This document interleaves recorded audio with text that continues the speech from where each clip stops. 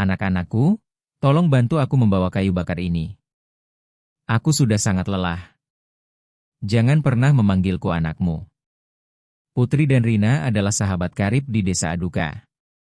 Mereka berdua berusia 19 tahun, sama-sama bersekolah di SMA, dan semua orang mengenal mereka sebagai dua gadis yang selalu berjalan bersama. Rina itu berani, lidahnya tajam, dan sombong. Putri itu pendiam, baik hati, dan selalu memikirkan orang lain. Pagi itu, matahari sudah bersinar terang. Jalannya berdebu merah dan bel sekolah bisa berbunyi kapan saja. Mereka berjalan cepat dengan tas sekolah bergoyang di punggung, napas terengah-engah karena hampir terlambat. Rina terus mengeluh saat mereka bergegas. Putri, cepatlah. Kalau kita terlambat lagi, Bu Sari akan mempermalukan kita. Aku tidak mau dihukum berdiri hari ini, kata Rina, menarik Putri ke depan seolah waktu sedang mengejar mereka. Saat mereka sampai di pohon beringin besar di pinggir jalan, mereka melihat seorang wanita tua datang dari arah berlawanan. Dia sangat lemah, membungkuk, dan gemetar, seolah tulang-tulangnya sudah lelah dengan kehidupan. Seikat besar kayu bakar diikat di kepalanya dengan tali kasar, dan tangannya gemetar saat mencoba menyeimbangkannya. Kakinya telanjang, kain batiknya sudah usang dan bertambal, dan keringat sudah mengalir di wajahnya, meskipun masih pagi. Dia berhenti di depan mereka, bernapas berat, dan suaranya keluar tipis, seperti memohon dengan kekuatan terakhirnya. Anak-anakku, tolong bantu aku membawa kayu bakar ini ke rumahku. Tidak jauh dari sini. Wajah Rina langsung berubah. Dia mengerutkan kening seperti merasa tersinggung. Tidak, bentaknya. Nenek jelek. Kami tidak bisa membantumu. Kami mau ke sekolah dan sudah terlambat. Kenapa mengganggu kami? Pergi cari anak-anakmu sana. Wanita tua itu berkedip dan menunduk. Tapi Putri melangkah lebih dekat dengan penuh perhatian. Mbah, jangan khawatir, kata Putri lembut. Aku akan membantu membawanya. Lalu Putri berbalik ke Rina. Rina, tolong pergi ke sekolah duluan. Aku akan menyusul nanti. Biarkan aku membantunya. Rina berteriak. Putri, kamu gila ya? Siapa ibumu? Apakah ini ibumu? Kamu bahkan tidak kenal wanita ini. Ayo, kita pergi sekarang. Kita sudah terlambat. Putri menggelengkan kepala. Aku tidak bisa meninggalkannya seperti ini. Dia lemah dan mungkin jatuh. Rina mencengkeram lengan Putri dengan marah. Jadi, kamu mau dihukum karena orang asing? Kamu terlalu suka menderita. Kamu selalu ingin bersikap sok alim, desisnya. Putri dengan lembut melepaskan tangannya. Ini bukan tentang bersikap, ini tentang membantu. Mata Rina menjadi dingin. Baiklah, bawa saja kayu bakarnya, tapi jangan panggil aku kalau kamu dihukum. Lalu dia menambahkan dengan kepahitan. Dan dengarkan, kamu akan segera berhenti menjadi temanku. Aku tidak berteman dengan orang keras kepala. Siapa yang melakukan hal bodoh seperti ini? Rina berbalik dan berjalan cepat menuju jalan sekolah, masih marah, masih berbicara sendiri, bahkan tidak menoleh ke belakang. Putri menatapnya pergi sebentar, merasakan sesak yang menyakitkan di dadanya. Tapi dia menghadap wanita tua itu lagi. Wanita itu menatap Putri seolah tidak percaya ada seseorang yang masih berdiri di sana. Kamu benar-benar mau membantuku? Tanya wanita tua itu. Putri mengangguk. Ya, Mbah. Dia berlutut, menyiapkan diri, dan mencoba mengangkat ikatan berat itu. Kayu bakar menekan kepalanya begitu keras hingga lututnya gemetar, tapi dia menolak untuk menangis. Wanita tua itu menyeimbangkannya dan menunjuk ke jalan setapak kecil yang menjauh dari jalan utama. Lewat sini, katanya pelan. Putri mengambil langkah pertamanya ke jalan setapak itu. Terlambat ke sekolah, ditinggalkan oleh sahabatnya, membawa beban yang terasa terlalu berat untuk usianya. Namun dia tetap melangkah maju, tidak tahu bahwa tindakan kebaikan kecil ini akan membuka pintu yang akan mengubah hidupnya selamanya. Putri mengikuti wanita tua itu ke jalan setapak yang sempit, dan suara jalan utama perlahan menghilang di belakang mereka. Pohon-pohon di kedua sisi tinggi, semak-semaknya lebat, dan udara pagi terasa lebih sejuk di sini. Putri terus menyesuaikan kayu bakar dengan tangannya karena menekan kepalanya seperti batu. Lehernya sudah terasa panas, tapi dia menolak untuk mengeluh. Wanita tua itu berjalan pelan di belakangnya dengan tongkat kecil, bernapas seperti seseorang yang telah menanggung rasa sakit selama bertahun-tahun. Putri mencoba menjaga suaranya tetap stabil saat berbicara. "Mbah, apa benar rumahnya tidak jauh? Karena kayu ini berat sekali." Wanita tua itu menjawab lemah, "Tidak jauh, anakku. Tinggal sedikit lagi." Putri mengangguk dan melanjutkan, tapi di dalam pikirannya dia memikirkan sekolah. Dia membayangkan bel berbunyi, guru menulis nama-nama siswa yang terlambat, dan Rina masuk kelas sendirian dengan wajah marah, memberitahu semua orang bahwa Putri itu bodoh dan sombong. Putri merasakan rasa malu mencoba naik di dadanya, tapi dia menekannya. Dia berkata pada dirinya sendiri, biarkan mereka tertawa. Biarkan mereka menghina. Wanita ini butuh bantuan. Setelah beberapa menit, kaki Putri mulai gemetar. Keringat masuk ke matanya. Napasnya menjadi kasar. Dia berhenti sebentar dan membungkuk sedikit untuk mengistirahatkan beban. Tapi wanita tua itu segera berkata, "Jangan taruh di tanah, anakku, tolong." Putri menoleh ke belakang dengan terkejut. "Kenapa?" Mata wanita tua itu berpaling. "Karena debu akan masuk." Putri tidak mengerti, tapi dia memaksa dirinya untuk memegangnya lagi dan melanjutkan. Semakin dalam mereka masuk, semakin sunyi semuanya. Putri mulai merasa tidak nyaman, bukan karena dia takut pada wanita tua itu, tapi karena tempat itu terlihat seperti tidak ada orang yang tinggal di sekitar sini. Putri bertanya lagi, "Mbah, apakah nenek tinggal sendirian di sini?" Wanita tua itu menjawab pelan, "Aku tinggal dengan apa yang kehidupan berikan padaku." Putri mengerutkan kening. Jawaban itu terdengar seperti teka-teki. Putri ingin bertanya lebih banyak, tapi dia tidak ingin terdengar tidak sopan. Segera jalan setapak itu terbuka menjadi sebuah lapangan kecil, dan Putri melambat karena matanya tidak bisa percaya apa yang dilihatnya. Di depannya ada sebuah pekarangan kecil. Tempat itu tua, sunyi dan lelah, seperti sudah berdiri di sana terlalu lama tanpa kebahagiaan. Wanita tua itu mendorong gerbang dengan lembut dan berkata, "Masuklah, anakku." Putri masuk perlahan, masih membawa kayu bakar yang berat.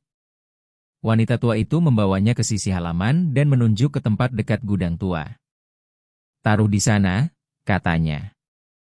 Putri menjatuhkan kayu bakar dan hampir jatuh bersamanya. Dia memegang lehernya dan bernapas keras, air mata hampir masuk ke matanya karena rasa sakit. Dia melihat wanita tua itu dan kemudian melihat sekeliling lagi, dan dia tidak bisa diam.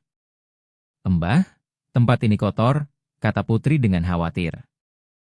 Nenek terlalu lemah untuk melakukan semuanya sendirian. Wanita tua itu hanya menatapnya dengan tenang, bernapas pelan, seolah menunggu untuk melihat apa yang akan Putri lakukan selanjutnya. Putri tidak menunggu izin. Dia berkata, "Mbah, duduklah. Biarkan aku membantu." Putri mengambil sapu lidi yang bersandar di dinding. Dia mulai menyapu daun-daun, debu, kotoran yang terkumpul di sudut-sudut. Saat menyapu, dia terus menggelengkan kepala. "Mbah, kenapa nenek hidup seperti ini?" "Tempat ini butuh perawatan," katanya. Wanita tua itu menjawab lembut. "Orang-orang sudah lama berhenti datang ke sini." Putri merasakan sakit di dadanya, tapi dia terus menyapu. Setelah membersihkan, Putri pergi ke belakang rumah dan menemukan seikat kecil ranting kering dan panci yang terlihat tidak terpakai. Dia mencuci panci dengan baik, mencuci tangannya, dan bertanya pada wanita tua itu, "Mbah, apakah nenek punya sesuatu untuk dimasak?" Wanita tua itu menunjuk ke kantong kecil dan bakul kecil. Putri membukanya dan menemukan sedikit beras, beberapa cabai kering, dan sayuran yang masih bagus. Putri mengangguk. Baiklah, Mbah. Aku akan memasak sesuatu yang sederhana untuk nenek. Dia menyalakan api kecil dan memasak makanan ringan. Aroma makanan memasuki udara untuk pertama kalinya di pekarangan itu, dan membuat tempat itu terasa seperti rumah lagi. Wanita tua itu mengamati Putri dari tempatnya duduk. Diam, matanya mengikuti setiap gerakan, seperti sedang melihat gambar yang telah dicarinya sepanjang hidupnya. Ketika makanan sudah siap, Putri melayani wanita tua itu terlebih dahulu, meskipun perutnya sendiri lapar. Mbah, makanlah, kata Putri lembut. Wanita tua itu memegang piring dengan tangan gemetar dan makan perlahan. Setelah beberapa waktu, dia mendongak dan berkata, "Terima kasih, anakku." Putri tersenyum, "Sama-sama, Mbah." Lalu Putri berdiri dengan cepat karena kenyataan kembali padanya seperti tamparan. Dia melihat ke arah sekolah lagi dan menghela napas. "Mbah, aku harus pergi sekarang. Aku sudah sangat terlambat. Mereka akan menghukumku," katanya. Wanita tua itu mengangguk dan berdiri perlahan. "Ikut aku," katanya pelan, dan dia masuk ke rumah tua itu. Putri mengikutinya ke dalam, berpikir wanita tua itu ingin memberinya nasihat, atau mungkin memintanya datang lagi di lain hari. Tapi wanita tua itu berjalan ke satu sudut dan mengeluarkan kendi putih. Tidak besar, tapi terlihat istimewa. Bersih dan cerah, seperti bukan dari tempat kotor itu. Putri menatapnya dengan bingung. Wanita tua itu mengulurkannya. "Ini adalah hadiahku untukmu," katanya. Mata Putri melebar. "Mbah, tidak, aku tidak bisa menerimanya. Aku hanya membantumu." "Tidak apa-apa." Wanita tua itu mendorongnya lebih dekat. "Ambillah," katanya tegas. Putri perlahan menerimanya dengan kedua tangan, masih bingung. "Untuk apa ini?" tanya Putri. Wanita tua itu melangkah lebih dekat dan merendahkan suaranya seperti memberikan rahasia yang bisa mengubah hidup. "Jika kamu membutuhkan sesuatu dalam hidup ini, cukup sentuh kendi ini 3 kali dan apapun yang kamu butuhkan, apapun itu, akan ada di dalamnya." Putri membeku. Dia melihat kendi itu lagi, lalu melihat wajah wanita tua itu. Mata wanita tua itu tenang, serius, dan kuat. Dia tidak terlihat seperti orang yang bercanda. Jantung Putri mulai berdetak kencang. "Mbah, bagaimana itu mungkin?" Wanita tua itu menghela napas. "Anakku," katanya, "jangan pernah memberitahu siapapun tentang ini. Simpan untuk dirimu sendiri. Jika kamu bicara, orang-orang akan menghancurkanmu dan mereka akan menghancurkan hadiahnya. Dan dengarkan aku. Pastikan kamu terus membantu orang. Berbuat baiklah, anakku. Kebaikan bukan untuk pamer. Kebaikan untuk takdir." Putri mengangguk perlahan, masih terkejut. "Ya, Mbah," katanya. Putri membawa kendi itu dengan hati-hati seperti bisa menghancurkan seluruh hidupnya jika jatuh. Dia melangkah ke pintu, pikirannya berputar dan tangannya bahkan gemetar. Dia ingin berbalik dan bertanya, tapi suara wanita tua itu menghentikannya seperti kait. "Anakku," kata wanita tua itu. "Kamu tidak bisa berjalan pulang." Putri berhenti dan berbalik. "Kenapa, Mbah?" Wanita tua itu terlihat serius. "Berbahaya. Binatang buas ada di mana-mana. Aku tidak pikir kamu tahu jarak yang kita tempuh untuk sampai ke sini. Jika kamu memutuskan untuk berjalan pulang sendirian, terlalu berisiko." Jantung Putri melompat. "Jadi, apa yang harus aku lakukan, Mbah?" tanyanya, mencoba tidak terdengar takut. Wanita tua itu berdiri perlahan, mendekat padanya, dan berbicara dengan suara tenang, seperti seseorang yang memberikan instruksi sederhana. "Pejamkan matamu." Putri ragu.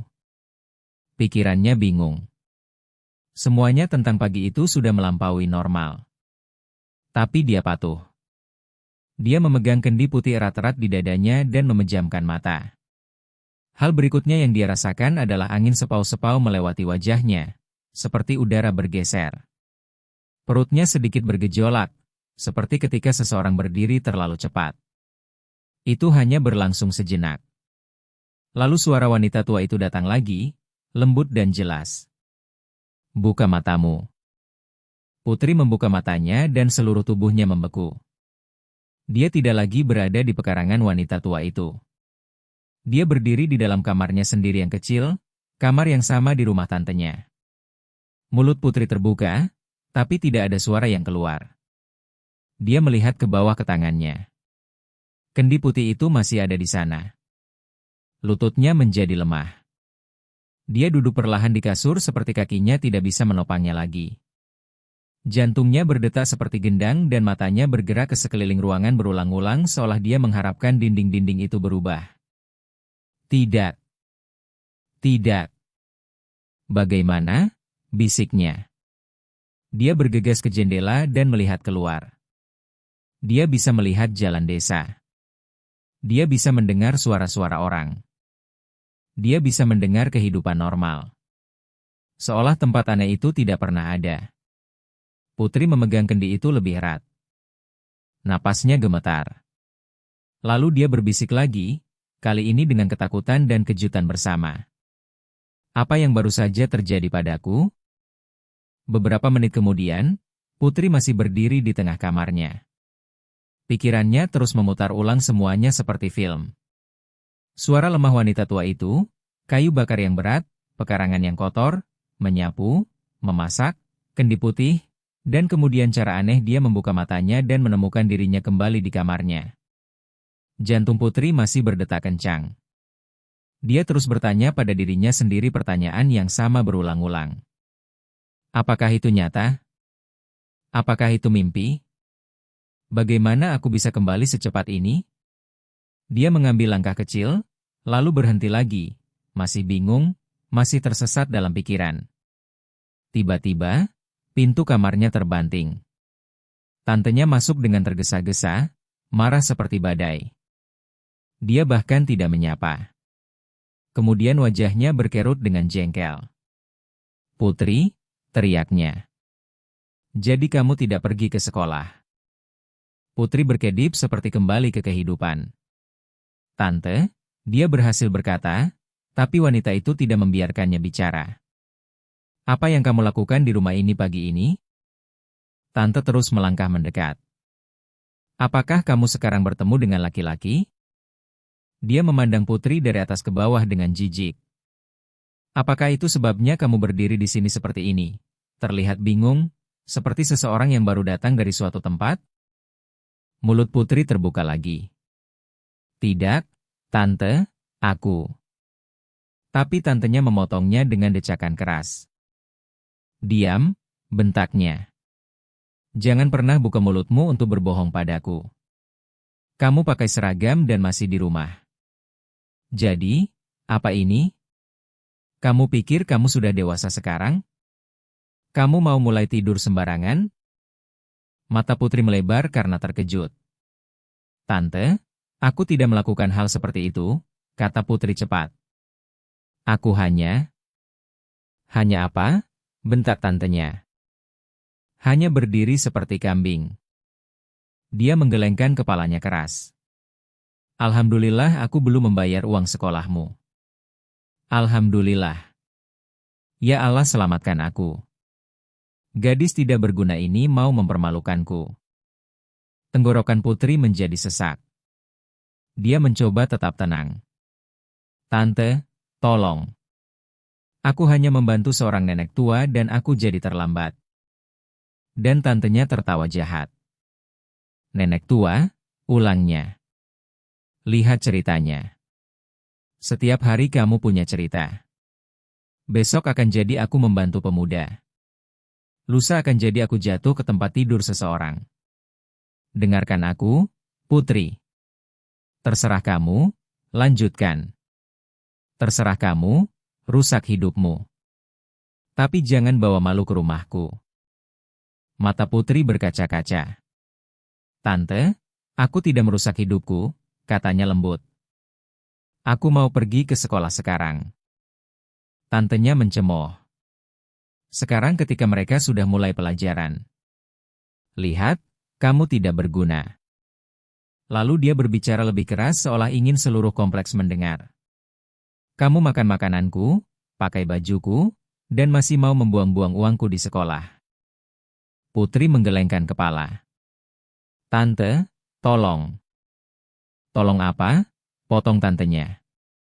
Kalau kamu terlalu banyak bicara, aku akan menghentikanmu dari sekolah sepenuhnya karena aku bahkan belum membayar uang sekolahmu. Aku malah senang aku belum membayarnya. Gadis tidak berguna. Putri berdiri di sana menahan air matanya sementara tantenya terus mencurahkan hinaan padanya seperti air panas. Dan di dalam dada Putri, ketakutan dan kemarahan bercampur menjadi satu. Keesokan paginya, Putri dan Rina berada di jalan menuju sekolah lagi, tapi suasana di antara mereka tidak sama. Rina berjalan cepat dan marah, wajahnya tegang seperti seseorang yang sedang mengunyah jamu pahit. Putri mengikuti di sampingnya dengan tenang, memegang tasnya dan mencoba bersikap normal, tapi pikirannya masih mengingat semua yang terjadi kemarin. Rina bahkan tidak menyapanya dengan baik. Dia langsung berbicara dengan api. Jadi, kamu meninggalkanku kemarin dan mengikuti nenek penyihir itu, kata Rina dengan jengkel. Putri, kamu beruntung dia tidak memakanmu. Aku pikir dia akan menyakitimu. Kamu sangat keras kepala. Itulah yang aku benci darimu. Kamu tidak mendengarkanku sebagai teman. Putri menghela napas dan menatapnya. Rina, tidak ada yang salah dengan membantu orang, katanya dengan tenang. Kamu terlalu keras. Cobalah sedikit lembut. Sikapmu itu keterlaluan. Rina berhenti berjalan sebentar dan menghadap Putri. Lembut, ulangnya dengan sinis. Kamu mau mati muda. Makanya kamu suka bersikap lembut dalam hidup ini. Kalau kamu terlalu lembut, orang akan memanfaatkanmu dan membuangmu. Mereka melanjutkan berjalan. Dan Rina menggelengkan kepalanya. Lihat kamu. Kamu pikir kamu bijak. Suatu hari kebaikanmu akan memasukkanmu ke dalam masalah. Putri tidak menjawab. Dia terus berjalan karena tidak ingin pertengkaran lagi. Setelah keheningan singkat, suasana hati Rina tiba-tiba berubah seperti dia mengingat sesuatu yang menyenangkan. Dia mendekat dan merendahkan suaranya seperti bergosip. Ngomong-ngomong, katanya, beberapa anak laki-laki kota besar akan datang ke desa besok. Mereka mengadakan pesta besar di malam hari. Musik, minuman, semuanya. Semua gadis cantik akan ada di sana. Mau ikut denganku? Mata Putri langsung melebar. Tidak akan pernah, katanya cepat. Aku tidak akan pergi kemana-mana. Aku akan di rumah membaca buku-bukuku. Rina menatapnya seolah mendengar kegilaan. Buku? Ulang Rina. Putri, kamu serius? Putri mengangguk. Ya, aku ingin menyelesaikan sekolah. Aku tidak mau pesta malam. Rina mendesis keras. Kamu benar-benar gadis kampung, katanya dengan jijik. Gadis desa yang tidak tahu apa-apa tentang kesenangan. Kamu tidak tahu apa itu hidup. Putri menatapnya dan berbicara lembut tapi tegas. Kesenangan bukan segalanya, Rina. Tidak semua orang menginginkan kehidupan seperti itu. Rina memutar matanya dan mempercepat langkahnya. Tetaplah dengan bukumu, bentaknya. Kalau kamu melihat orang-orang maju, jangan menangis. Putri tetap diam, tapi di dalam hatinya, dia merasakan rasa sakit yang familiar itu lagi. Rasa sakit karena diejek karena berbeda. Namun, dia berkata pada dirinya sendiri satu hal saat berjalan. Aku tidak akan mengubah hatiku karena seseorang ingin mempermalukanku. Saat istirahat di sekolah, Rina datang menemui Putri di mana dia berdiri di dekat koridor kelas. Wajah Rina serius seperti dia datang dengan berita panas. Putri, mereka tidak memanggil namamu tadi pagi di lapangan upacara untuk uang sekolah yang belum dibayar. Bagaimana bisa? Apakah kamu sudah membayar uang sekolahmu? Putri mengangguk. Ya. Mulut Rina terbuka karena terkejut. "Hah? Bagaimana?" tanyanya. "Jadi, tantemu akhirnya memberikanmu uang?" "Alhamdulillah." "Oh, sebelum wanita jahat itu menghalangi masa depanmu." Mata Putri berubah. "Rina, tolong jangan menghina dia," katanya pelan. Rina melambaikan tangannya. "Terserah," jawabnya, tidak peduli. Tepat saat itu, seorang adik kelas berjalan melewati mereka perlahan. Dia terlihat sedih seperti seseorang yang membawa pikiran berat. Dia menyapa dengan sopan. "Selamat siang, Kak." Putri langsung memperhatikan wajahnya. Dia berbalik dan memanggilnya. "Hei, kenapa kamu sedih? Kamu selalu ceria. Apa yang terjadi?" Anak laki-laki itu berhenti.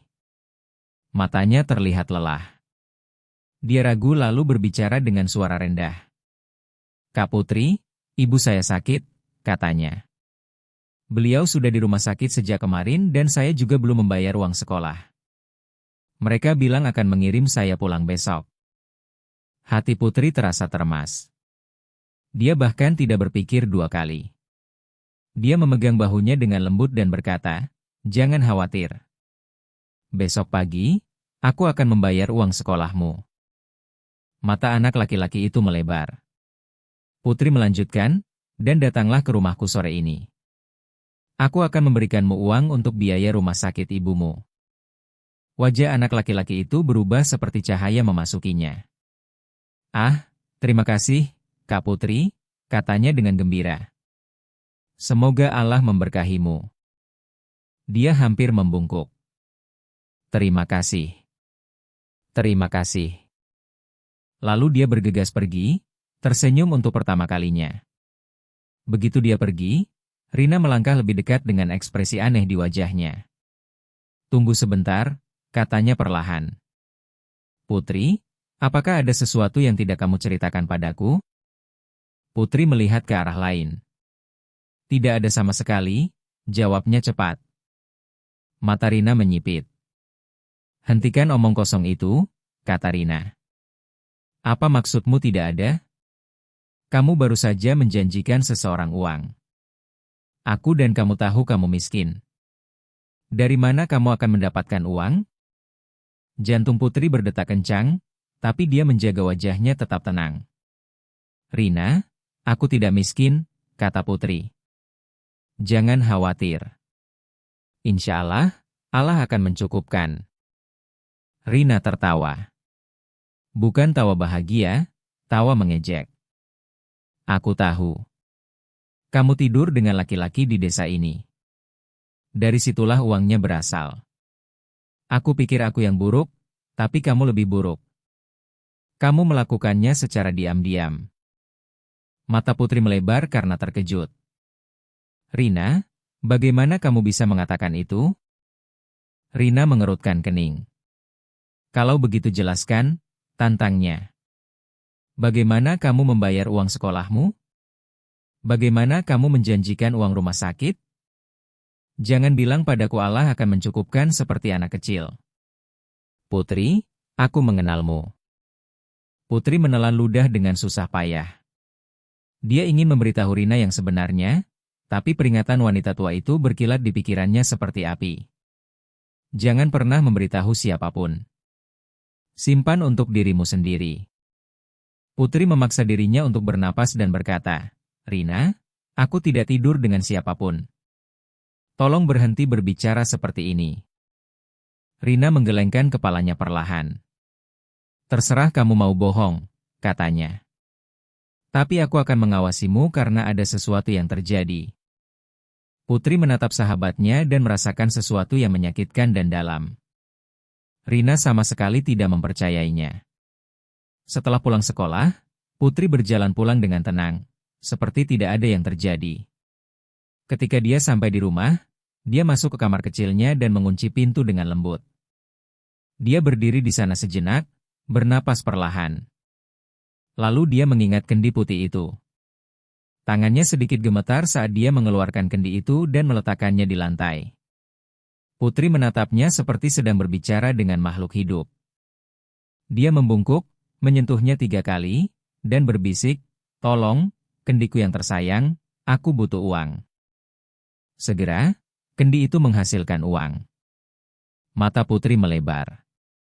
Dia menutup mulutnya dengan tangan untuk menghentikan dirinya dari berteriak. Itu nyata. Itu bukan mimpi. Dia dengan cepat mengumpulkan uang, menghitung apa yang dia butuhkan, dan menyembunyikan sisanya dengan aman. Lalu dia keluar dari rumah. Saat dia berjalan menyusuri jalan, dia bertemu ayah adik kelas itu datang ke arahnya. Pria itu terlihat khawatir dan lelah, seperti seseorang yang tidak tidur nyenyak. Ketika dia melihat Putri, dia bergegas mendekat. "Nak," katanya cepat. "Anak saya bilang kamu mau membantu kami. Apakah itu benar?" Putri mengangguk. "Ya, Pak." "Itu benar," jawabnya. Mata pria itu menjadi basah. "Ah, semoga Allah memberkahimu," katanya. "Anak saya bilang kamu menyuruhnya membawa kami sore ini." Putri menggelengkan kepala. "Tidak perlu, Pak. Aku tidak bisa menunggu sampai sore." Dia mengeluarkan uang dan memberikannya padanya. "Ambil ini. Gunakan untuk rumah sakit dan obat-obatan. Tolong pergi cepat." Pria itu berdiri seperti seseorang yang bermimpi. Dia melihat uang itu, lalu melihat Putri lagi, terkejut. "Nak, apakah kamu yakin?" tanyanya hampir gemetar. Putri mengangguk lagi. "Ya, Pak. Tolong pergi dan rawat Bu." Lutut pria itu hampir lemas. Dia mengangkat tangannya ke langit dan mulai berdoa segera di sana di jalan. "Ya Allah, terima kasih," tangisnya. "Nak, semoga kamu masuk universitas terbaik di dunia ini dan lulus dengan nilai terbaik. Kamu akan menikah dengan suami yang baik. Kamu tidak akan menderita. Kamu tidak akan meminta-minta. Teruslah berbuat baik, anakku. Allah akan membalasmu." Mata Putri menjadi lembut dan dia tersenyum. "Amin, Pak," katanya pelan. "Terima kasih." Lalu Putri menambahkan, "Besok pagi, aku akan membayar uang sekolah anak Bapak ketika aku sampai di sekolah, jadi mereka tidak akan mengirimnya pulang lagi." Wajah pria itu terbuka dengan lebih banyak kegembiraan. "Ah," serunya, "apa yang akan kami lakukan tanpamu? Semoga Allah memberkahimu, Putri. Kamu baru saja menyelamatkan nyawa." "Terima kasih." "Terima kasih." Putri menggelengkan kepala dengan lembut. "Ini bukan apa-apa, Pak," katanya. "Tolong segera ke rumah sakit." Pria itu terus berterima kasih padanya saat dia berjalan pergi dengan cepat. Memegang uang seperti itu adalah harapan terakhirnya. Putri menatapnya pergi, dan hatinya terasa hangat karena untuk pertama kalinya dalam hidupnya, dia melihat dengan jelas bahwa kebaikannya benar-benar bisa mengubah cerita seseorang. 2 hari kemudian, masalah datang ke rumah Putri melalui orang yang paling tidak dia duga, Rina. Sore itu, Tante Putri sedang di luar di halaman melakukan pekerjaan kecil ketika Rina masuk dengan wajah yang terlihat serius dan jengkel pada saat yang sama. Dia tidak menyapa dengan energi normalnya. Dia menyapa seperti seseorang yang datang untuk menjatuhkan bom dan pergi. "Selamat sore, Tante," kata Rina. Tante Putri menatapnya. "Selamat sore, Rina." "Di mana Putri?" Rina langsung merendahkan suaranya dan bergerak lebih dekat seperti mereka berbagi rahasia. "Tante, saya datang karena saya tidak mau masalah. Tolong jangan bilang Putri bahwa saya yang memberitahu," kata Rina cepat. Tante Putri mengerutkan kening. "Memberitahu apa?" Rina melihat sekeliling halaman lalu berbisik. "Tante, apakah Tante belum dengar? Orang-orang bilang Putri sekarang membagi-bagikan uang ke penduduk desa seperti miliarder.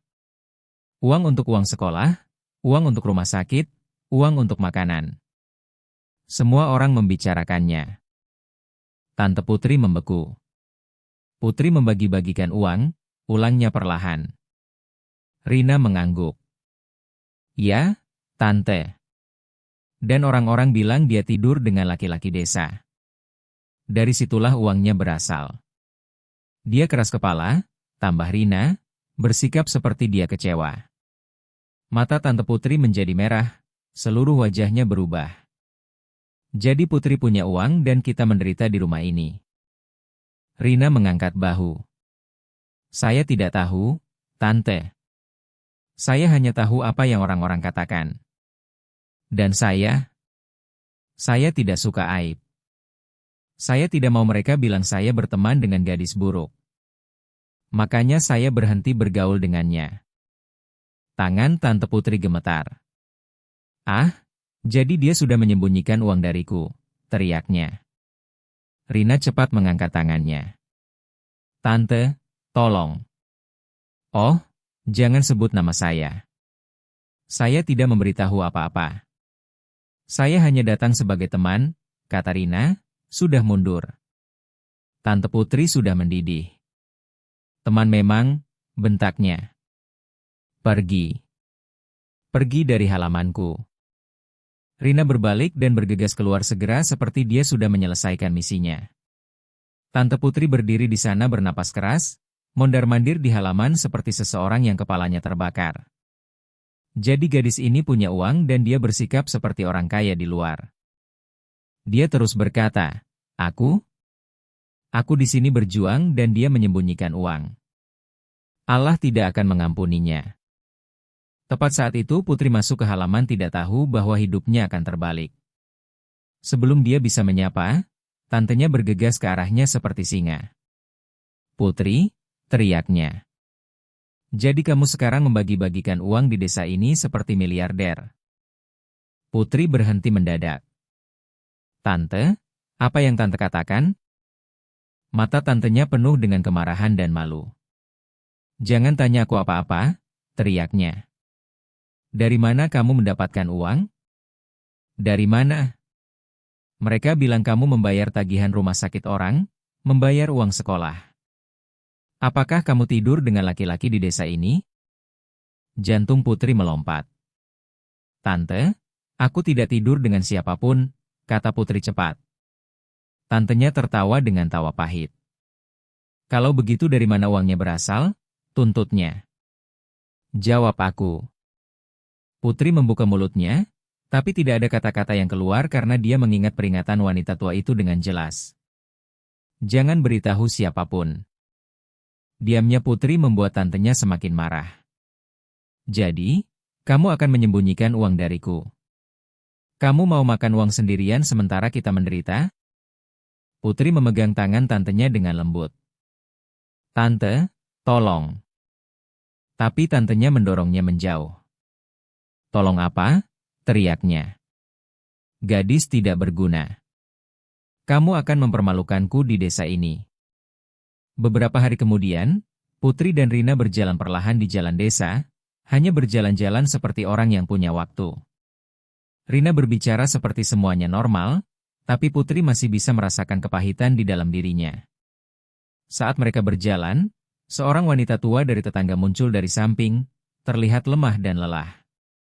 Kain batiknya sudah usang, dan wajahnya menunjukkan penderitaan. Dia menyapa mereka dan memohon dengan lembut, anak-anakku, tolong bantu aku. Bahkan uang sedikit, aku belum makan. Tolong beri aku uang. Hati Putri langsung lembut. Dia melangkah lebih dekat dan memegang tangan wanita itu dengan lembut. Mbah, jangan khawatir, kata Putri. Aku akan membantumu dengan sesuatu. Aku akan membawa uangnya ke rumah nenek nanti. Biarkan aku pergi ke pasar dulu dan mengambil sesuatu untuk tanteku. Mata wanita tua itu bersinar seperti seseorang yang telah diberi harapan. Ah, terima kasih anakku, katanya dengan gembira. Semoga Allah memberkahimu. Aku akan menunggu. Lalu wanita tua itu berjalan pergi perlahan, berterima kasih kepada Putri saat pergi. Begitu wanita itu pergi, wajah Rina berubah. Kemarahan memasuki matanya. Jadi ini dia, kata Rina, berhenti di jalan. Kamu memanggilku sahabatmu, Tapi kamu sudah membagi-bagikan uang ke orang-orang, dan aku tidak mendapatkan apa-apa darimu. Putri menatapnya dengan terkejut. Karena kamu tidak pernah memintaku untuk membantu, jawab Putri dengan tenang. Rina tertawa dengan tidak percaya. Apakah aku harus meminta? Katanya. Bukankah kita teman? Haruskah aku memohon padamu sebelum kamu melakukan sesuatu untukku? Putri menghela napas. Baiklah, katanya. Berapa banyak yang kamu butuhkan? Mata Rina langsung berbinar seperti dia sudah menunggu pertanyaan itu. 20 juta rupiah, kata Rina dengan percaya diri. Tunai. Aku juga mau iPhone baru dan beberapa baju. Aku akan mengelola uangnya saja, meskipun tidak akan cukup. Putri menatapnya seolah tidak mendengar. Rina, kamu baik-baik saja? Tanya Putri. 20 juta, iPhone, baju. Apakah kamu sudah gila? Rina mengerutkan kening. Putri melanjutkan, suaranya meninggi. Itu konyol. Dari mana kamu mengharapkan aku melihat uang sebanyak itu? Kamu pasti bodoh. Wajah Rina menjadi panas dengan kemarahan. Tapi kamu sudah membagi-bagikan uang ke penduduk desa. Jangan berpura-pura denganku. Aku juga dengar kamu tidur dengan Pak Haji Darman. Kita semua tahu pria itu punya uang. Bayangkan, aku sudah memberikannya perhatian tapi dia menolak melihatku. Sekarang dia pergi dengan gadis kampung tidak berkelas sepertimu. Mata Putri melebar. Seluruh tubuhnya gemetar dengan kemarahan dan rasa sakit. Rina, kamu pasti bodoh untuk mengatakan itu, bentak Putri. Aku tidak mendapatkan uang dari laki-laki manapun. Aku tidak tidur dengan siapapun. Aku membantu orang karena aku ingin membantu, bukan karena aku menjual diriku. Rina tertawa pahit. Jadi, kamu sekarang berbicara padaku seperti itu? Ejeknya. Setelah semua persahabatan kita. Mata Putri merah. Persahabatan? Ulang Putri. Rina, kamu bahkan tidak menghargaiku. Kamu hanya melihatku sebagai seseorang yang bisa kamu manfaatkan. Yang kamu lakukan hanyalah menuduhku, menghinaku, dan menyebarkan omong kosong tentangku. Kamu tahu apa? Aku selesai. Rina mencemooh. Selesai? Putri mengangguk tegas. Ya, aku selesai dengan persahabatan ini. Tolong jauhi aku selamanya. Rina membuka mulutnya untuk berbicara, tapi Putri tidak menunggu. Dia berbalik dan berjalan pergi dengan marah, meninggalkan Rina berdiri di jalan dalam kejutan dan kepahitan. Putri sampai di rumah hari itu dengan hatinya masih panas dari pertengkaran.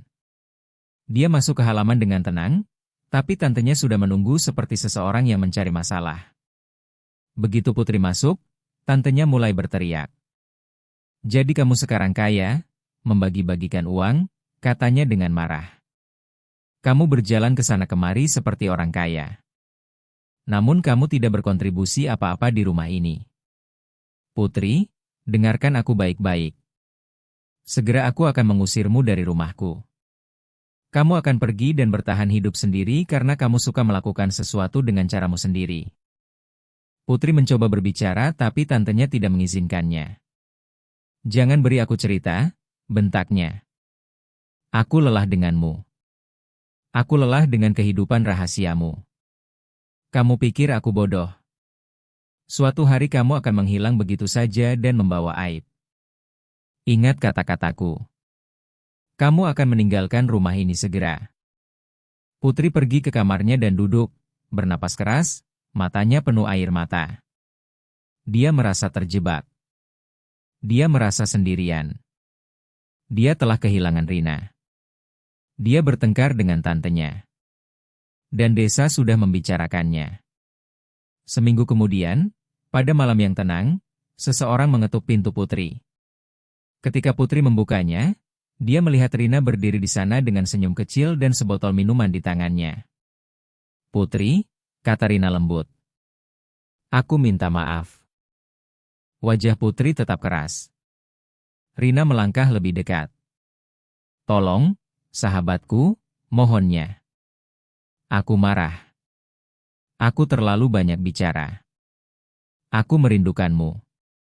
Kamu tahu kamu satu-satunya teman sejatiku. Maafkan aku. Putri menatapnya untuk waktu yang lama. Mata Rina berkaca-kaca dan suaranya terdengar manis seperti madu. Dia terus memohon, mengatakan hal-hal baik, mengingatkan Putri tentang masa lalu, tertawa lembut, menyentuh tangan Putri seperti dia benar-benar peduli. Hati Putri lembut di dalam, meskipun dia mencoba kuat di luar. Setelah Rina memohon beberapa saat, Putri akhirnya menghela napas dan berkata, "Baiklah, aku memaafkanmu, tapi jangan pernah berbicara padaku seperti itu lagi." Wajah Rina terbuka dengan kebahagiaan. "Terima kasih." "Terima kasih," katanya, hampir melompat. "Ayo kita rayakan dengan minuman manis ini, sahabatku." Putri langsung ragu. "Rina, kamu tahu aku tidak minum alkohol," katanya. Rina melambaikan tangannya cepat. "Ah, sudahlah. Ini bukan alkohol. Ini hanya minuman biasa. Non-alkohol. Seperti jus. Aku membawanya karena aku tahu kamu suka hal-hal manis." Putri masih terlihat tidak yakin. Rina tertawa. "Putri, apakah kamu pikir aku mau menyakitimu? Setelah aku datang memohon padamu seperti ini. Ayolah, sedikit saja." Putri akhirnya setuju karena dia ingin kedamaian dan karena Rina adalah temannya lagi. Mereka duduk di kamar Putri dan Rina menuangkan minuman ke dalam 2 gelas. Putri minum seteguk kecil pada awalnya. Rasanya manis dan tidak membakar tenggorokannya seperti alkohol, jadi dia rileks. Rina terus tersenyum, bersikap bahagia, menceritakan lelucon, membuat Putri tertawa sedikit. Lalu Rina menuangkan lagi.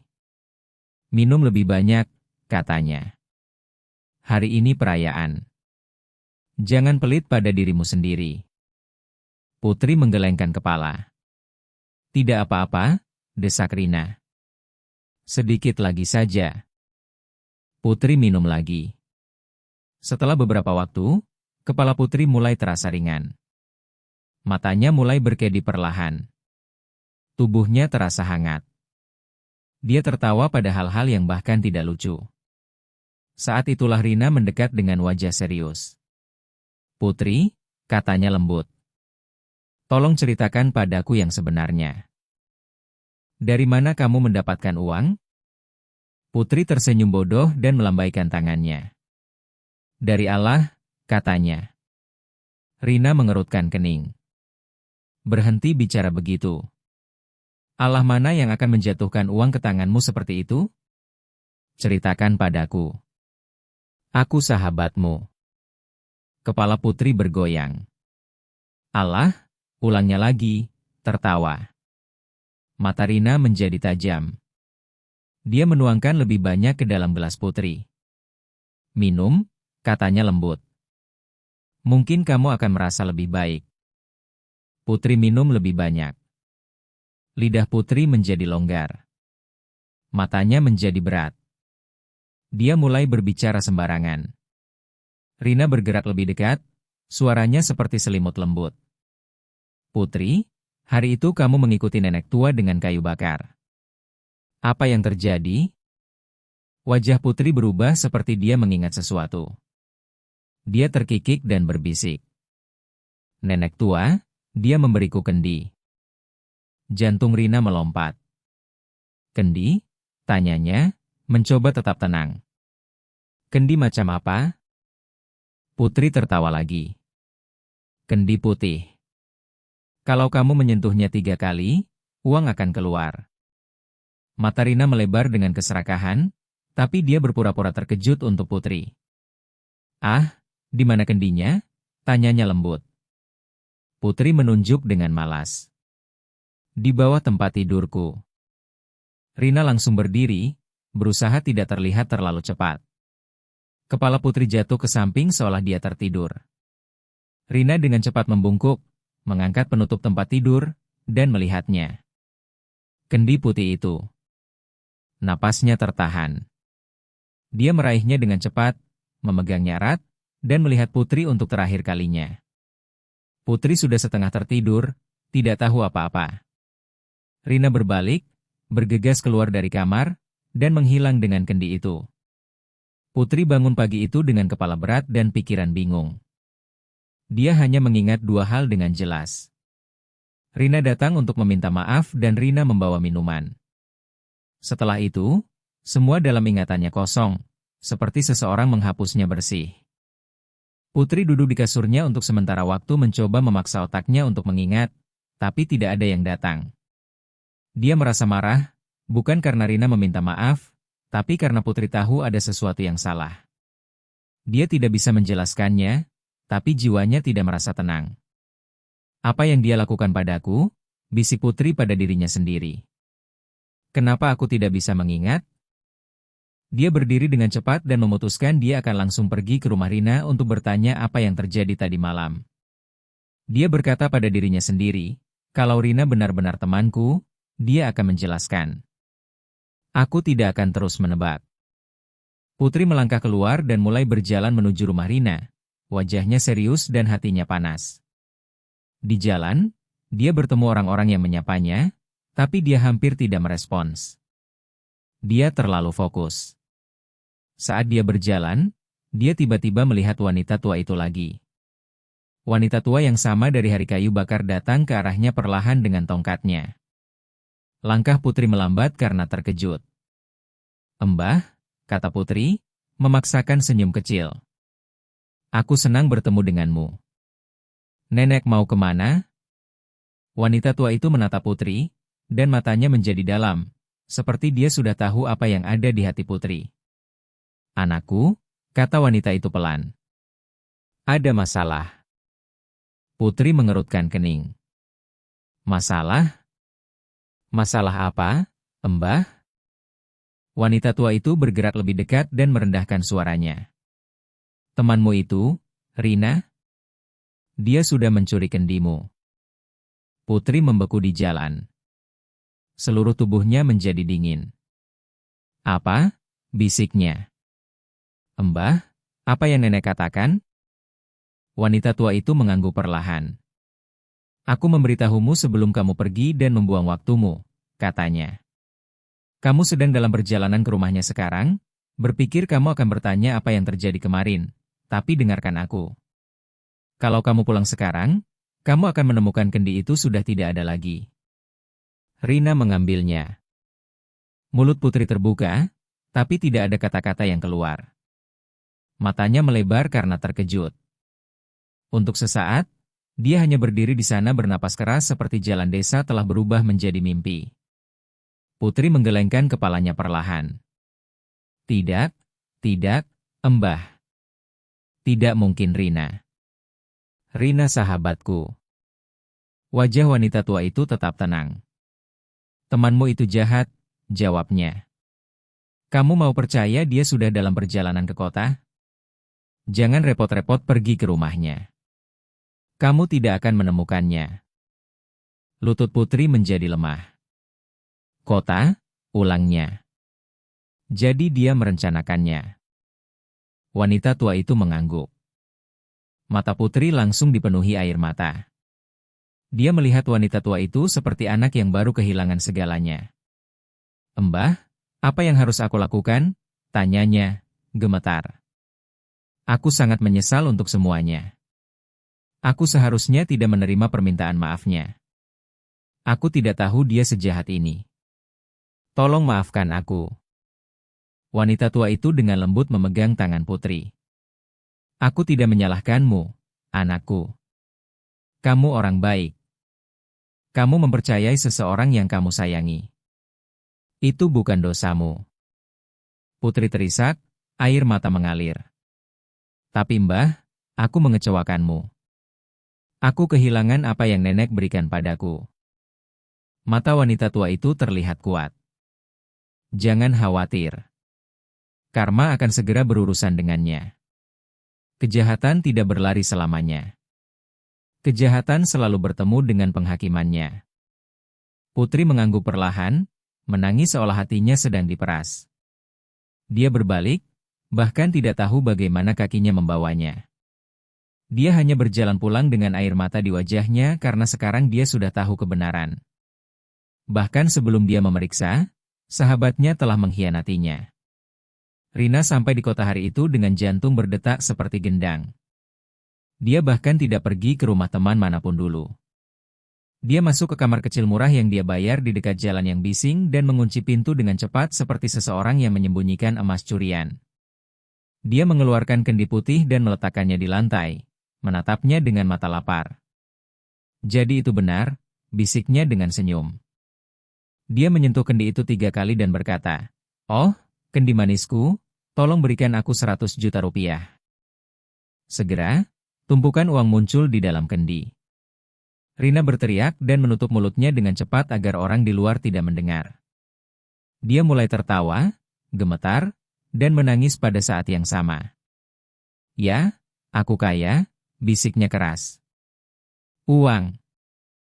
Aku cinta uang." Dia membawa uang tunai itu, menyebarkannya di tempat tidur, berguling di atasnya seperti orang gila, dan menciumnya. Matanya bersinar seperti seseorang yang telah menunggu momen itu sepanjang hidupnya. "Putri itu bodoh," gumamnya. Dia tidak tahu apa yang dia pegang.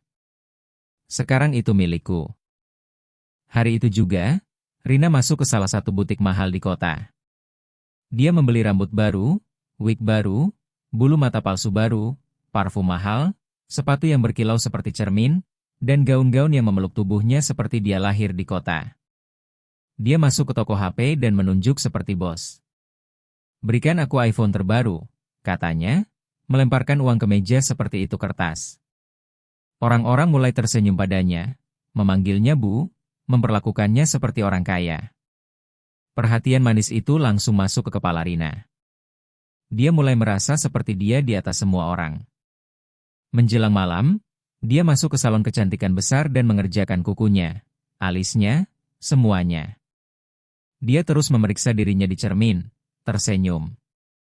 Akhirnya, dia berkata, "Aku sudah sampai." Malam tiba dan Rina pergi ke tempat hiburan malam. Musik keras, lampu berkedip, botol-botol di meja, orang-orang menari seperti mereka tidak punya hari esok. Rina duduk di depan seperti selebriti. Dia memesan minuman dan dia menyebarkan uang untuk mengesankan orang asing. Laki-laki berkumpul di sekitarnya dengan cepat, tertawa pada leluconnya, memanggilnya sayang, meminta nomornya.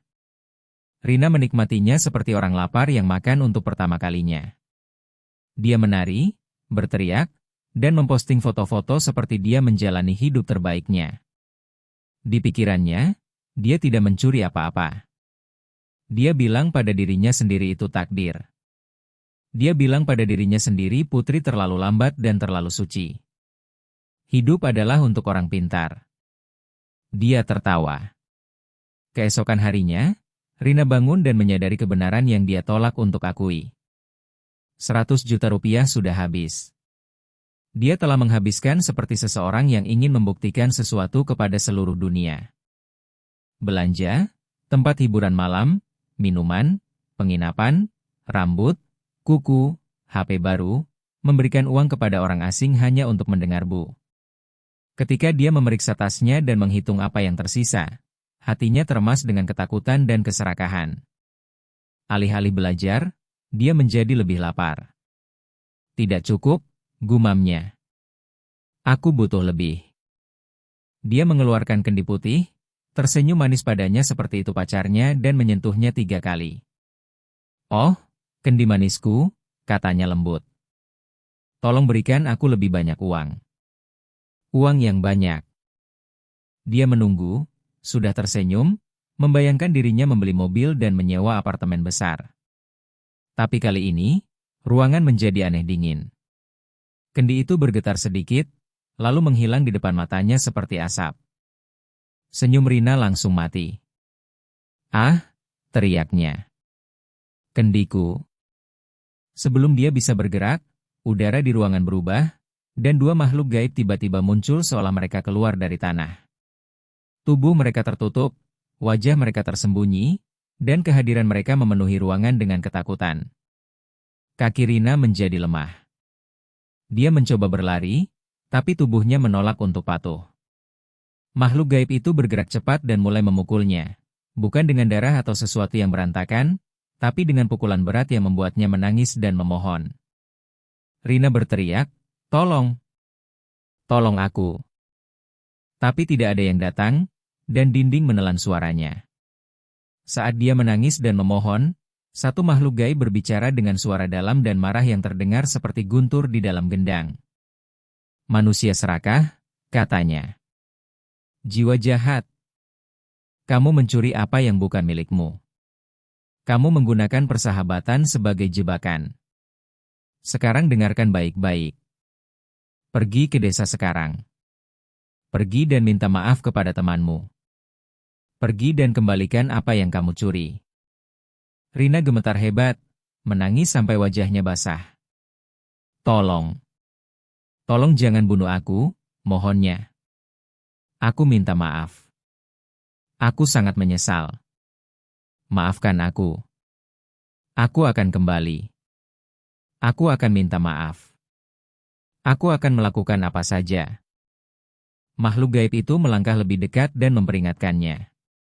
"Jika kamu menunda, penderitaanmu akan lebih buruk. Hadiah yang kamu curi tidak akan pernah memberkatimu. Itu hanya akan menghancurkanmu." Rina mengangguk cepat, menangis seperti anak kecil. "Aku akan pergi sekarang," janjinya, suaranya pecah. Makhluk gaib itu menghilang dengan cara yang sama seperti mereka datang. Tiba-tiba, meninggalkan Rina sendirian di lantai, gemetar, memar, dan ketakutan. Dan untuk pertama kalinya sejak dia mencuri kendi itu, Rina memahami satu kebenaran yang keras. Beberapa jalan pintas mengarah langsung ke hukuman. Sementara itu, Putri ada di desa duduk di kasurnya di kamar kecilnya, diam dan hancur. Matanya bengkak karena menangis, dan dadanya terasa berat seperti seseorang menuangkan pasir ke dalamnya. Dia terus menyalahkan dirinya sendiri. Kenapa aku mempercayainya? Kenapa aku minum minuman itu? Kenapa aku tidak mendengarkan jiwaku? Dia berdiri perlahan, menghapus wajahnya, dan berbalik untuk duduk lagi. Lalu dia membeku. Jantungnya hampir melompat keluar dari dadanya. Di meja kayu kecilnya. Tepat di sana di depannya adalah kendi putih itu. Putri menatapnya seperti dia bermimpi. Dia bergerak mendekat perlahan, menyentuhnya dengan ringan, dan menarik tangannya kembali lagi seolah itu akan menghilang. "Tidak, bagaimana?" bisiknya. Matanya dipenuhi air mata lagi, tapi kali ini itu kejutan dan kelegaan. Dia masih melihat kendi itu ketika udara di ruangan berubah dengan lembut dan sebuah suara datang. Lembut tapi jelas, seperti itu ada di dalam telinganya dan juga di dalam hatinya. "Anakku, berhati-hatilah dengan Rina," kata suara itu. Seluruh tubuh Putri gemetar. Suara itu melanjutkan, "Dia sedang dalam perjalanan ke rumahmu. Maafkan dia, tapi jauhi dia. Jangan dekat dengannya lagi." Putri menelan ludah dengan susah payah, gemetar. "Siapa? Siapa yang berbicara?" bisiknya. Tapi suara itu tidak menjawab pertanyaan itu. Suara itu hanya mengulangi, "Maafkan dia, tapi jauhi dia." Lalu ruangan menjadi normal lagi, sunyi seperti sebelumnya. Putri berdiri di sana bernapas keras, menatap kendi itu seolah itu hidup. Beberapa menit kemudian, ada ketukan di pintu yang cepat, mendesak, seperti seseorang mengejar belas kasihan. Jantung Putri mengencang. Dia berjalan ke pintu dan membukanya perlahan. Rina berdiri di sana. Rina tidak terlihat seperti Rina yang meninggalkan desa dengan bangga. Matanya merah. Wajahnya bengkak karena menangis. Tubuhnya terlihat lemah, seperti dia telah melalui sesuatu yang mengerikan. Begitu dia melihat Putri, dia langsung jatuh berlutut. "Putri," tangisnya. "Tolong maafkan aku. Aku minta maaf." Suaranya gemetar dan air mata mengalir di pipinya seperti hujan. "Aku buta. Aku dibutakan oleh keserakahan. Aku tidak tahu apa yang merasukiku. Tolong, temanku, maafkan aku. Putri berdiri diam, menatapnya dengan tenang. Hatinya terluka, tapi suara yang dia dengar tadi masih segar di pikirannya. Rina merangkak lebih dekat, masih menangis. Aku bersumpah aku menyesal, mohonnya. Aku melakukan hal yang mengerikan. Aku tidak pantas untukmu. Tolong jangan benci aku. Tolong maafkan aku. Mata Putri tenang tapi tegas. Rina, kata Putri perlahan. Aku memaafkanmu. Wajah Rina terangkat dengan harapan. Kamu memaafkanku? Bisiknya, bernapas cepat seperti seseorang yang baru mendapat hidup kembali. Putri mengangguk. Ya, aku memaafkanmu, ulang Putri. Lalu dia menambahkan kata-kata yang memotong lebih dalam dari teriakan.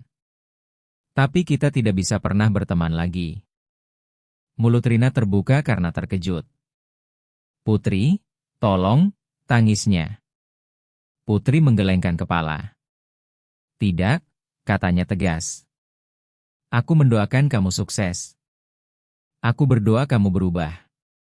Aku berdoa kamu menjadi orang yang lebih baik. Tapi kamu tidak bisa dekat denganku lagi. Kamu mengkhianatiku. Kamu memanfaatkanku dan aku tidak bisa berpura-pura itu tidak terjadi. Rina mulai menangis lebih keras. Putri, tolong, aku mohon. Kita sudah berteman sejak kecil. Suara Putri tetap stabil. Itulah mengapa ini menyakitkan. Tapi keputusanku final. Rina mencoba memegang tangan Putri, tapi Putri mundur dengan lembut. Pergilah, Rina, kata Putri. Tolong pergi. Bahu Rina gemetar saat dia menangis. Dia ingin bicara lebih banyak, memohon lebih banyak, memaksa hati Putri untuk lembut. Tapi Putri tidak bergerak. Putri tidak berteriak. Putri tidak menghinanya. Dia hanya berdiri di sana kuat dan tenang, seperti pintu yang tidak akan terbuka lagi. Rina akhirnya berdiri perlahan, menghapus wajahnya, dan mengangguk seperti seseorang yang menerima hukuman. Dia melihat Putri untuk terakhir kalinya, penuh penyesalan, lalu berbalik dan berjalan pergi dari halaman, sedih dan kosong. Putri menatapnya pergi, dan meskipun air mata masuk ke matanya lagi, dia tidak memanggilnya kembali. Karena pengampunan tidak selalu berarti akses, dan beberapa persahabatan harus berakhir untuk melindungi hati yang baik. Putri melanjutkan hidupnya dengan tenang di desa, menggunakan kendi putih hanya untuk membantu orang-orang yang benar-benar membutuhkan bantuan. Dia membayar uang sekolah untuk anak-anak yang hampir putus sekolah. Dia membantu orang sakit membeli obat. Dia mendukung janda-janda dan orang tua dengan makanan dan uang sewa. Dia tidak pernah pamer. Dia tidak pernah membuat keributan. Dia mengingat peringatan itu dan menjaga hatinya tetap bersih. Suatu hari, berita menyebar di seluruh desa bahwa putra bupati telah kembali dari luar negeri. Dia telah mendengar cerita tentang seorang wanita muda di desa yang membantu orang tanpa kesombongan, yang mengubah kehidupan dengan tenang. Penasaran, putra bupati meminta untuk bertemu dengannya. Ketika Putri diberitahu, dia terkejut dan takut. Hari pertama mereka bertemu, sesuatu yang lembut terjadi di antara mereka. Tidak ada kesombongan, tidak ada paksaan, hanya kedamaian. Mereka berbicara seperti dua orang yang sudah saling kenal untuk waktu yang lama. Putra bupati mengagumi kebaikan dan kebijaksanaannya. Putri mengagumi kerendahan hati dan jiwa tenangnya. Dari pertemuan pertama itu, cinta tumbuh secara alami di antara mereka. Hanya beberapa hari setelah perkenalan mereka, putra bupati berbicara dengan jelas. Putri, katanya.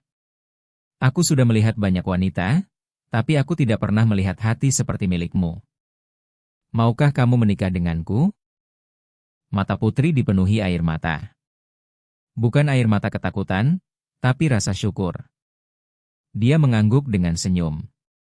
Ya, katanya lembut. Aku akan menikah denganmu. Tapi jauh di sana, Rina mendengar berita itu.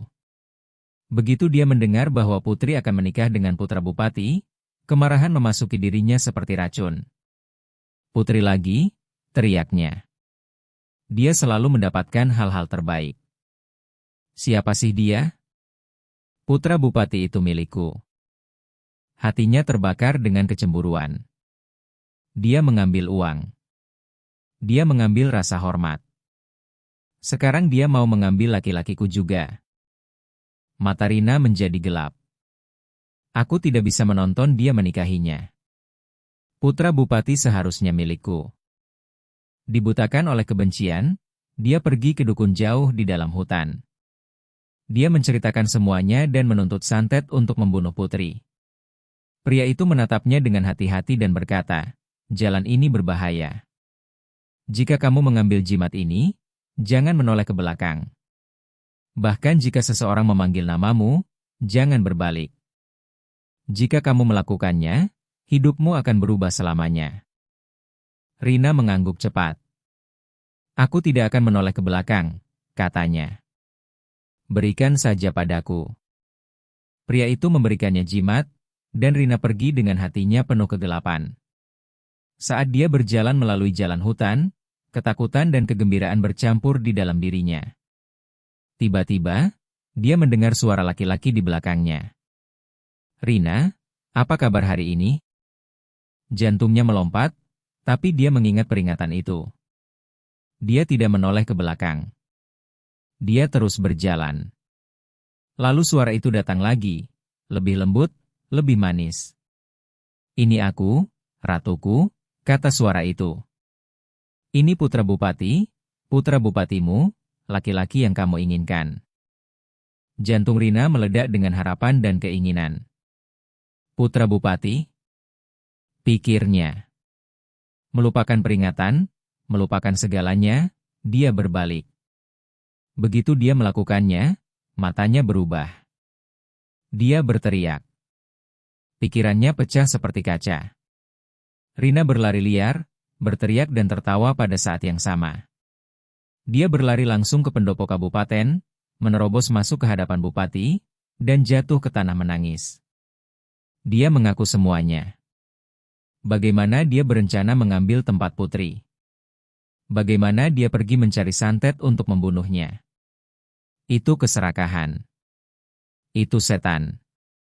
Dia berteriak, "Maafkan aku." Bupati berdiri dalam kejutan, tidak bisa berbicara. Sebelum ada yang bisa menghentikannya, Rina tiba-tiba melompat dan berlari keluar dari pendopo, tertawa dan menangis, menghilang ke dalam hutan, tersesat dalam kejahatan yang dia pilih sendiri. Dan di desa, Putri berdiri dengan damai, tidak menyadari badai yang baru saja berakhir di belakangnya, karena takdir melindungi orang yang memilih kebaikan daripada keserakahan. Sebulan kemudian, Putri dan putra bupati menikah.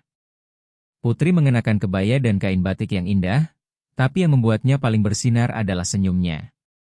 Lembut, damai, dan penuh rasa syukur. Putra bupati terlihat bangga dan bahagia. Bukan bangga seperti orang sombong, tapi bangga seperti seorang pria yang akhirnya menemukan wanita yang tepat. Setelah pernikahan, Putri pindah bersama putra bupati, dan mereka hidup bahagia. Putri tidak berubah menjadi wanita sombong karena menikah dengan bangsawan. Dia menjaga hatinya yang sederhana. Dia masih membantu orang, masih menghormati orang tua, dan masih peduli pada mereka yang tidak punya siapa-siapa. Putra bupati semakin mencintainya karena itu. Rumah mereka dipenuhi kedamaian, tawa, dan cinta. Tidak lama kemudian, Tante Putri datang menangis. Dia malu. Dia berlutut dan memohon pengampunan, mengakui bagaimana dia menghina Putri, mengancamnya, dan memperlakukannya seperti beban. "Anakku," tangisnya. "Aku jahat. Aku buta. Tolong maafkan aku." Putri menatapnya dan mengingat semua rasa sakit, tapi dia juga mengingat hatinya sendiri. Putri mengangkat tantenya dengan lembut dan berkata, "Aku memaafkan tante." Tantenya menangis lebih keras, bukan karena dia dihukum, tapi karena dia dimaafkan. Putri berkata padanya, "Mari kita maju. Berubahlah saja." Dan sejak hari itu, cerita Putri menjadi pelajaran hidup di desa. Bahwa kebaikan mungkin tertunda, tapi kebaikan tidak pernah mati.